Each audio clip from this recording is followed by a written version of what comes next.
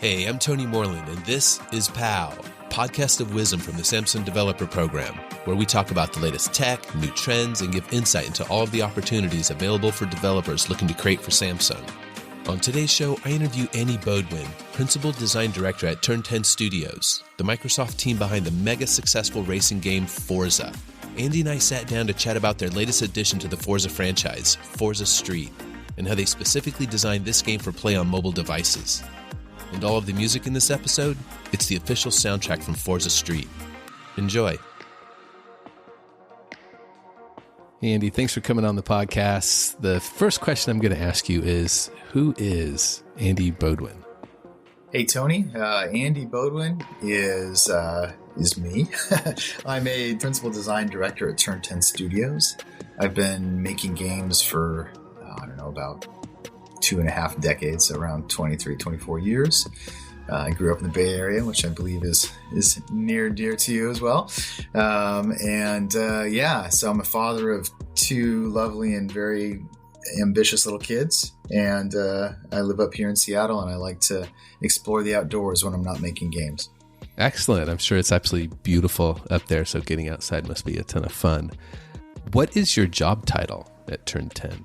I am a Principal Design Director, so I work in the part of the company and the part of Turn 10 that isn't motorsport. So we have a big motorsport team that's responsible for that title, and we work with another internal development team over in the UK, Playground Studios, who are the ones who make the Horizon series. And then my group works on Forza Street, which is the new mobile title we've released, and also I'm responsible for some of the other parts of the franchise from a design perspective. So we're kind of the floating design team up on the third floor of our studio. So what was your journey to the team at Turn 10? How did you actually land that position? So we can go way, way back to the beginning. I started at Turn 10 about 5 years ago. I came to Microsoft right out of Sony. I'd been working on a game with Sony called MAG. It was part of the SOCOM franchise. It was part of the studio in this area that worked on the SOCOM franchise for Sony. And so from there, I came to Microsoft, and I worked in XBLA, which was the Xbox Live Arcade, about 10 years ago. And that was some of the first digital distributed games on the Xbox. And I was really excited to come here and really kind of work on what I saw was the future of games, where it was not all about buying a boxed product at the store and bringing it home, but these light, quick, easy to download and easily accessible games were really compelling to me at the time. And so it was fun to come in and work on that aspect of the business. And then soon after that, I got back into the larger scale games, worked on a game called Quantum Break with a really fun team named Remedy. They're out of Finland. And so I worked with that team for a few years. And then after that, I wanted to travel a little bit less with young kids. And so I had an opportunity to come join Turn 10 Studios, which is great. Given I started my career off at Electronic Arts working on the Need for Speed series 20 some odd years ago. Wow. So it's been really fun to come back and come full circle to the racing genre. It's been a great time. That's great. So Turn 10 Studios, it's part of Microsoft, correct? Absolutely. Yep. It's a studio that was created within Microsoft specifically to give really a top tier racing title to be a showcase for the graphics technology of our Xbox devices. So does Turn 10 Studios work pretty much independently from Microsoft, or is it all part of the big master plan team? We're part of the Xbox organization, so we're definitely well integrated into Xbox, which is part of Microsoft as a whole. The way that we're treated within the larger organization, we do operate relatively independently. Of course, we have our business goals that we have to try to achieve, and we do a whole lot to try to promote our hardware, like I mentioned. And of course, we're integrated into some kind of the grand, more strategic plans of Microsoft all up. But they're pretty hands-off and let us really do what we need to do creatively to make fantastic experiences for the people that play our games. So I'm a huge fan of the Forza franchise. I've actually spent a ton of hours playing Forza Motorsport. So awesome. Absolutely blast of a game. Tons of fun. So tell me the history of Forza Street. And Forza Street's a very different product for us. So The team that I'm most connected to at the studio is a small team that started off actually with a product called Forza Motorsport 6 Apex. And so this was our attempts to, one of the things I love about Turn 10 is it's a very future-focused studio and very pragmatic. So we're not afraid to take risks, but we also really take one step at a time, walk, crawl, fly. So with Forza Motorsport 6 Apex, our team, it was a small team. I was the only designer on the team. We got together and we had a mission, which was take Forza Motorsport 6 and see if you can create a smaller, bit more bite-sized experience using all the assets from that game and then release it on Windows for free. It wasn't truly a free-to-play game. There was, I think, one or two little things you could spend some money on in the game, but it largely was something we built and released for free. And the reason we did that was so that we could learn how to ship Forza and our Forza engine on PC. I mentioned before that our studio really has been at the forefront of trying to showcase the Xbox device. So our technology and our Forza engine was really optimized down to every little bit of metal to be just as performant as it could be on an Xbox. So it was a decent amount of work to get it to work on the PC. Not that, I mean, there's a lot of shared hardware between the two, so it's not that it didn't work, but there are things that we wanted to do to really make it a true PC experience. Support for keyboard, support for mouse, support for different graphics settings, since there's such a wide array of PC devices. So anyway, long story short, this was an investment the studio made so we could ship something on PC for free and then lay the groundwork for the next Motorsport and the next Horizon, all of which have also shipped on PC. So how long ago was that when Forza Apex, when you guys were working on that? I think it was about 3.5, 4 years ago, if I recall correctly. So following up on that, the team moved on to the next adventure, which was, okay, now that we've got Forza showing up on two platforms, Xbox and PC, obviously the next big opportunity for us to take the franchise that we love, the cars we love, the racing we love, and reach a much larger audience was to look to mobile devices. And so with Forza Street, we set out to design an experience that was mobile first, which is kind of funny because we actually released it on PC first. I'll get to that in a minute. But the core experience itself was designed to be really, really mobile friendly because we knew that this was a game we wanted to get onto mobile devices so we could reach the millions and millions of people out there that love cars and primarily game on mobile devices. So you said the team was small starting off. Has this team started to grow a bit? What's the size of your team right now working on Forza Street? We have grown a bit. So the core leadership team is a handful of people. And we work with a developer out of the UK, a team that we've worked with now for a handful of years. And they do the heavy lifting on development. We also have our services team internally, which does all of our back-end technology. And that's all handled on the Turn 10 side. So it's a partnership between the software developer in the UK as well as our internal teams. My team is primarily a leadership team where we have a handful of individuals that spend most of their time looking at Street, but also have some other shared responsibilities in the studio. So let's talk about Forza Street on the Galaxy Store. One of the coolest things if you have a Galaxy device and download the game on the Galaxy Store is that you get a freebie. You get a unique car that's delivered to you after you've downloaded the game and after you fire it up, and that's the 2015 Ford Mustang GT. So that's cool. Right out of the gate, we give you a little bit of a nod for pulling the game down in the store. Other than that, the game is compatible with all devices. What's really fun about Street is that you can download it on your Galaxy Store. You can play for a while. If you register and connect with Xbox Live, you can then go to a tablet and play with all the same progress there. If you've got a Windows PC, you can pull up the game on your Windows PC and play it there. A lot of the folks in the studio, myself included, tend to do different activities on the different devices. So if I really want to get into the race, oftentimes I'll sit at my big gaming PC and I'll see it in its full, I think I'm running at 2K or something like that, really, really high def play. Wow. But then if I'm outside with my kids and they're doing stuff, I can also sneak in a bunch of races on my, I've got an S10 personal device.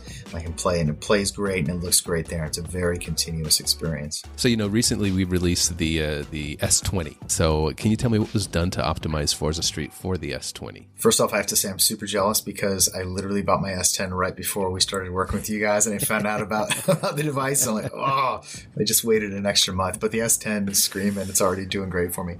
So the S20, I'm not an engineer, so I won't be able to get into all the nuts and bolts of it. But my understanding of what they did is they worked with the Samsung team to really optimize the experience to run at refresh rates higher than 60 hertz, which is kind of on Xbox and console gaming, 60 hertz is the target, and a lot of games don't even achieve that. So on the S20, I believe we're running at about 96 hertz if I'm not mistaken. So really fast refresh. Another bit of work that was done to work with the S20 is taking advantage of the game SDK that your team provides. This has been a new learning opportunity for us coming from console and PC to mobile, is that you really have to think about things like battery life and heat management and all of those elements, which was kind of a new set of challenges for us to think about. And using some of these optimizations, working with your team and working with the game SDK, we were able to find ways to kick it up to 96 hertz when we need to. When we're in the race, we want that really, really crisp response rate.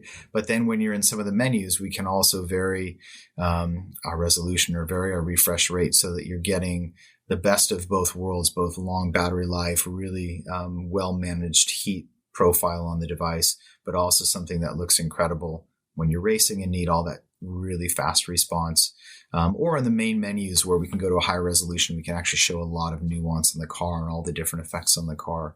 And you don't necessarily need to be pushing the same refresh rate. And it still is a great experience. And you're also doing a better job of managing your resources. So that's been a really good partnership for us. And out of that came, optimizations to the game, even beyond just the device, that we were really able to take advantage of thanks to the support from the tech team from Samsung. That's great. Having played the game on my S20, I can tell you it is absolutely beautiful. So you're telling me I should upgrade? Yeah, definitely. You need to now upgrade your device. It's a ton of fun, and it is. I mean, it is just a beautiful game. So well done. So for those people out there that own an S20, are there any special perks for them when they download the game? Absolutely. So not only do you get the 2015 Ford Mustang GT from downloading through the store, but you also get the 2015 Chevy Corvette Z06 with a custom paint job. You'll get some in-game credits and you'll get some gold, and it's a really good start to the game. The Corvette is a really high-end sports car in the game, and it's one that's going to be really set up to be upgraded in a really compelling fashion. So with that extra gold and extra credits, you're getting a good jump start on building out your awesome collection of cars in Forza Street. One thing that really stood out for me when I played the game was the art behind it. It wasn't just straight cars on a beautiful road. There was a lot, I can tell, put into the artistic approach to this game. Can we talk a little bit about the art that was used in Forza Street? Yeah, absolutely. So at Turn 10, we've got this creative concept called the emotional core. And so whenever we do a new product line, we spend time thinking about emotionally, what do we want players to take away from the experience? So if you look at motorsport, it's got a very different aesthetic from Horizon, for example, and which is different from Forza Street. And so we started that off, and some of the terms that we looked at for our emotional core with Street were evocative and stylish. From the beginning, we wanted it to kind of feel like a high gloss, red carpet, hip hop music video where, the streets are all wet, not for any reason other than cars just look great on wet streets. So really trying to push that feel of this being a high production as opposed to motorsport, which is all about photorealistic, day on the track, heat coming off. This needed to look like, you had a film producer that was there trying to put everything just in the right place. So sure. We're trying to capture that vibe. So from there, we started to think about, what kind of aesthetic would look good, what kinds of environments would look good. The game takes place evening and into night just because it looks great with the neon streets and feels different from other titles as well. And all that led us down the path of trying to think of what are the best locations that can try to encapsulate this type of look and feel. And that's where we landed with Miami. So did you guys do any in-person photo research? I did not, but yeah, the development team and our art director took a trip down to Miami and really spent some time both looking at the amazing car culture down there. There's some really high-end automotive shops down there, and it's a great place to drive. It's a great place. It's nice weather. There's a great beach scene. There's a really cool EDM kind of dance nightclub scene with a lot of that kind of Cuban vibe mixed in. So it's just a really cool, it hits that emotional core of really being stylish. And so I know that the team took away a lot of that. A lot of the music that's in the game is kind of inspired by that trap kind of EDM meets hip hop type of vibe that just pulsing through the streets of Miami. So I'm bummed I missed it, but here's a pretty cool research trip. Yeah. And I will say that I actually helped teach a course in design for Samsung in Miami. Oh, cool. This past year. So having played the game after I was in Miami, I totally recognized some of the streets that I was racing down as the streets that I was on when I was helping teach this course in Miami. So you guys did a great job with that. Cool. Will the game be adding any additional locations for racing, or is it primarily right now just focused on the Miami scene?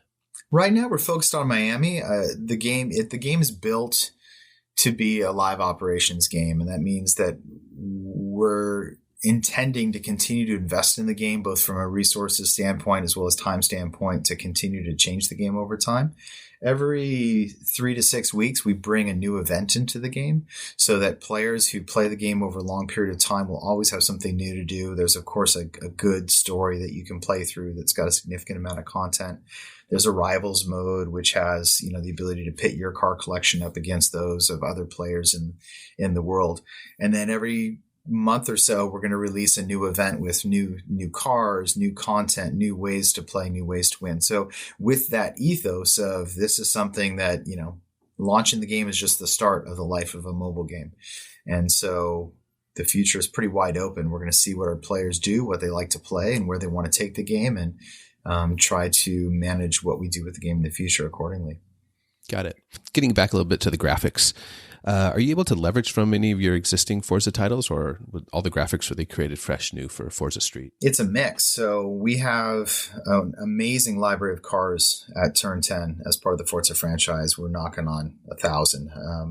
And so when we started with Forza Street, one of the things we wanted to do was try to find a way to take advantage of all that hard work that went into making those cars amazing. So the team created a new pipeline by which we could take cars that were ready for Forza Motorsport and put them through a process to get them game ready into Street.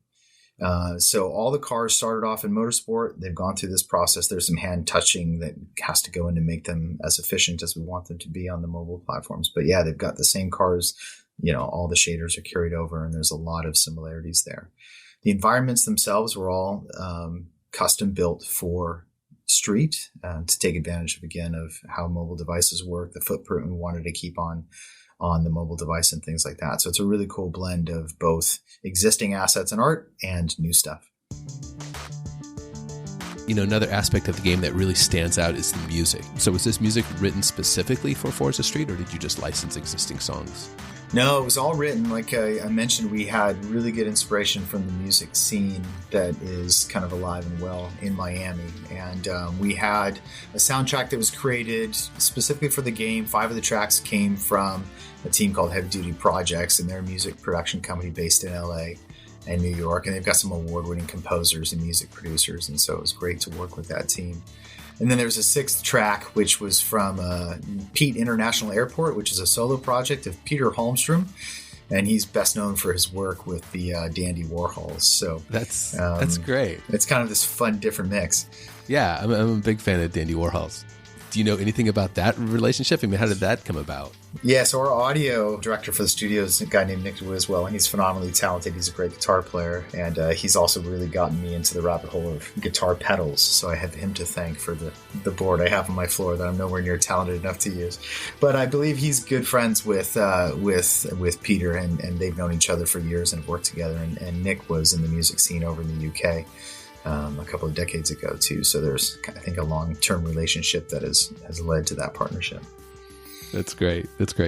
So let's talk a little bit more about how the team created the audio and the sound for the game. Were these effects that were pulled from other Forza games, or did you create any of these audio clips specifically for Street? Definitely both new and harvested from existing Forza stuff. So we've got probably 15 or more years of sound recording that's gone into the Forza franchise. All the different cars, the different squeaks, squeals, turbos. One of the cool things about Forza Street is that even though it's a mobile game and it's a timing-based game rather than a full-on, track-based steering game, it's still running Forza physics.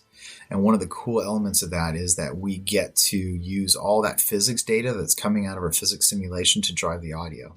So all the audio for the cars, how they move, how they sound, comes from the original games, obviously with some modifications to optimize them for mobile devices. But, if you've got a turbo on the car, there's actually a parts simulation running under the hood that's saying there's a turbo that kicks off the turbo sounds. And there's a lot of this nuance that we get to pull out of our cars audibly because we're built on the back of that really rich and robust Forza physics system. So is the audio, for the most part, computer generated, or are these literally like, a sound tech guy with a mic out in front of a Chevy Corvette recording the exhaust? It's sound tech guy out there and with the Chevy Corvette. In fact, one of the funny stories, I think that the audio team took a little bit of flack from our studio head, Alan Hartman, because back in the day, I think it was his RS4 he had that was really souped up. And I think they put it on the dyno and ran it a little bit too hard to try to capture the sounds and might have done a bit of damage to it. So we're all in as a studio and trying to make sure that the audioscape is the best it can be.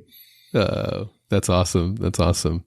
So do you feel that, the realistic graphics that you have in the game and the realistic sounds, does that help users become more engaged, or do you think they want more of that sort of arcade style? Yeah, I think there's a good overlap between the racing players that want simulation and the racing players that want arcade.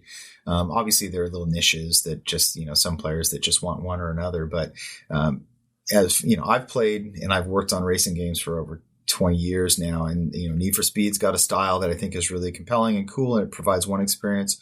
Forza's got its own style. There's the asphalt games on mobile that are great and provide a different experience. We've tried to, with Street, stay true to Forza and to the Forza brand, and that to us means we want to be a best-in-class experience with high quality graphics, high quality experience, so that there's this immersive sensation to us. We also want to be authentic, so we want our cars to look and feel like the real things. They want to have weight, they want to have mass. So those two things keep us from going too far down the over-the-top arcadey side, because then we start to stray from what we think Forza is and what customers expect. So even though we've created a racing experience with Street where you interact very differently, you're not steering the car down the track, you're really just focused. It's a timing game, which we think is a really great match for how people play on mobile. But it's still, the cars have mass. Like I mentioned, they're still running Forza physics. They're still throwing up smoke when they lose grip and all that kind of stuff. And if you hit your boost too late going into a corner, your car's going to go sideways and hit the wall. All those things carry through that immersive sense of weight and that one would expect from a Forza title. Yeah, and I can attest to that as far as going into a turn too late and with my boost and ending up in the wall there and seeing myself crash. So yeah, it was nice and realistic. So obviously a huge collection of cars that you've licensed. So tell me, is it difficult to license these cars? I mean, obviously Forza is a big brand, but is that something that's a challenge when you're trying to bring in new cars to the game? I don't know that it's a challenge. I think the biggest challenge we have is that we have an incredible list of partners in the Forza franchise. And these are partners, brands that we've worked with for years. And we have amazing support. McLaren's an example where we right now are running an event that's really celebrating the McLaren brand. And that was a team that was really eager to work with us and to get their name and get their brand in our game and also to co-promote us. So it's been a really good partnership. So I wouldn't say it's difficult. I think the complexity comes in that we've got these long-standing relationships with partners. And now we're bringing in a mobile game. So we've got business structures and deals that are built upon console and built upon that type of business model. And so a lot of the discussions our licensing team has been having with partners has been trying to give an understanding of how the mobile space is a bit different than what we've got in our existing agreements. And it's not that the manufacturers are pretty used to working with mobile titles and McLaren's and other mobile titles as well. But to think about how we take existing franchise level agreements and make them work with now a mobile game as well has meant some just re-education, I guess, and realignment of how we work with existing deals. So really the only complexity is that we have a whole franchise that we're licensing for rather than a particular game, which just means we have a few more considerations than, some of the smaller teams working on a mobile game might. I'm sure that you've got some updates that you can't quite share publicly yet, but are there anything that you can share that would get Forza Street users excited about? I think the biggest thing is that, like I mentioned earlier, we're going to be releasing new stuff every month and change. So the game and how it looks today is not what it's going to look like in a couple of weeks. It's not what it's going to look like in 6 months. Hop in now. So you got a chance I think we got a few days left on the McLaren event. So you can get some of those awesome McLarens. There's never a better time to win them. And then following that, there'll be something else to win. And the game is continuously growing. We've been out on mobile for, worldwide for just a little bit over a month, just shy of 2 months now. So we've been learning a ton from how people are playing our game, and we're going to take that information and continue to make the game better. Our goal is to make people that play the game feel like this is a place that they can have as a home for their mobile racing fix for months, years to come. So that's our top priority, is making it a place that people want to stay and enjoy staying and feel like their time is really well spent. So that's our North Star. We're going to keep driving for it. Yeah, I'd love to hear that. It's kind of nice too, because if it's a game that that you can set down for a moment and then know that next time you pick it up, there's something new and fresh, that just gives you a good reason to grab your device and get back into playing. Absolutely. Any other games coming from Xbox Studios that are coming to mobile that you can talk about? Nothing that I'm able to speak about. I can just kind of focus on what we're doing with Forza. You've seen Gears has released a mobile title recently, which is great. And, we've got a couple of other titles, Minecraft's out there as well. I think we're just speaking to the fact that a whole bunch of people play games on mobile. And so with our goal of trying to entertain customers everywhere, meet people where they are, and entertain them with Xbox titles, I think that's kind of an indication of where we're at now, and I would expect more things from us on the mobile space in the future. So what advice would you give developers looking to bring their games to the Galaxy Store? The biggest thing that I would say is don't hesitate to reach out to the team for advice and support. We were really impressed with the level of support we got from the tech support team over there in the UK when they were working with our partners. The guys came on site for a period of time, helped us optimize, helped us point out some ways that we can make the game better. So I would reach out to the team earlier and see if there are any ways that they can kind of partner earlier on. We had a great experience working with Samsung on pre-registrations, and had a lot of people that pre-registered the game, which meant that as soon as we launched worldwide, we had a really big cohort of folks coming in, which is really valuable for us, to climb the charts and make sure that we're in a good position to drive organic acquisition. So yeah, I think reach out early, try to engage the team as much as possible early on, and don't discount the amount of pre-registrations you can get from a really good partnership with Samsung. That's great. That's great to hear. Why would you say that it's important that developers do offer their game on the Galaxy Store? Again, it's another surface area that, I'm biased because I've got a Galaxy device, but it's a hugely popular device, hugely popular suite of devices.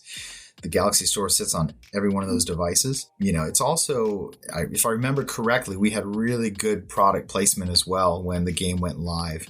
I think the team did a really good job of promoting Forza Street, which not only gave us the strong pre-registrations that we had when we went live, but we also got some really good organics installs when the game went live as well. So I think that the format of the store is really good to promoting the visuals of the game. It's really focused, and we had a great experience with it. So.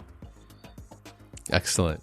All right. So tell me, in Forza Street, what is your favorite car to drive? My highest rated car is the Boss 302. That is my highest PI car. Okay. It's a tough question. I've got the 918 Spider, which is my epic supercar that it's taken me a little bit longer to upgrade because it's hard to get those epics, and you need to duplicate your cars in order to upgrade them. But it's passion versus functionality. That's a challenging one. All right. So in real life, what would be your favorite car to drive? So I've got an S4 now. It's a 2013, so it's a little bit longer in the tooth. I've been pining after an RS5 Sportback for many, many years, but I've not yet gotten to the spot where I can make that transition. But my wife and I have a plan. And someday in the future, I hope to have an RS5 Sportback. I'm a father of two. We've discussed mountain biking. I like to ride mountain bikes. I can throw my bike in the back of my S4. Having that Sportback would make it even easier to throw my bike in the back of the car and go out for a ride after work. So that's my current object of my desire. Yeah. So as you had mentioned, we both are big fans of mountain biking. You obviously being up there in the Northwest, you've got some beautiful trails to ride. Me being in California, we've got a lot of great trails out here. So I'm going to ask you, when you're not doing your day-to-day job with Turn 10 Studios, what do you like to do for fun? For fun, I got two kind of primary hobbies, and that's music and mountain biking. And I'm probably equally skilled at both, which means I'm not particularly skilled at either. Now, I love, I play with some guys at work. I play some really poor guitar and sing mediocrely for them. But that's a lot of fun. We just do a bunch of covers and get together every week or two and get together and jam. But yeah, mountain biking is kind of the biggest passion right now. And I started that a couple of years ago, just looking at what's in my backyard up here in the Northwest and how many amazing trails there are to ride. And I grew up in the Bay Area, and so I grew up kind of in the BMX and skateboarding era in the 80s. And so, in my now mid 40s, to discover that there's this awesome thing where you can take bikes and go off jumps and you don't look completely silly at my age doing that was pretty captivating. Now, I will say, Andy is currently wearing an arm brace. So it sounds like you're having a little too much fun maybe out there on the trails. Yeah, I need to learn to slow down. I've had a couple of crashes over the past 6 months. So I'm nursing a broken collarbone right now, which doesn't hurt that much, but keeps me off the bike for a couple of months. So I'm looking forward to getting healed and maybe going slightly slower off jumps next time. Nice. That sounds fun. Well, hey, you get to take that passion and then bring it into the video world for Forza Street. That's cool. Yeah, I know it's a little bit less dangerous to race in Forza Street than it is on a bike. So, but yeah, they both hit the same endorphins for sure. That's wonderful. Well, hey, Andy, I want to absolutely thank you and appreciate you taking the time to join me today on this podcast. Tons of fun. Love what the guys are doing over there at Turn 10 Studios and Forza Street. Super fun game to play. So go download it, have a blast, and we'll talk to you soon. Awesome. Thanks so much, Tony. It's a pleasure. Looking to start creating for Samsung? Download the latest tools to code your next app. Or get software for designing apps without coding at all. Sell your apps to the world on the Samsung Galaxy Store. Check out developer.samsung.com today and start your journey with Samsung. The PAL podcast is brought to you by the Samsung Developer Program and produced by Tony Moreland.